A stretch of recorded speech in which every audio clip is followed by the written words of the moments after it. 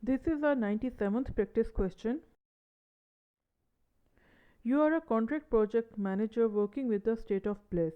Your latest project involves rewriting the Department of Revenue's income tax system. One of the key stakeholders is a huge movie buff, and she has the power to promote you into a better position at the conclusion of the project. She has discovered that one of your favorite superstars live in the state of Place and therefore must file income tax return in this state. She asks you to look up the account of this movie star. What is the most appropriate response? Option A: report the management team. Option B: refuse to comply with the request citing conflict of interest and violation of confidential company data.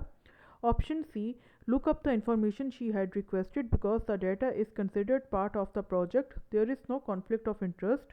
Or option D: you believe that the tax records are public information so you can comply with the request.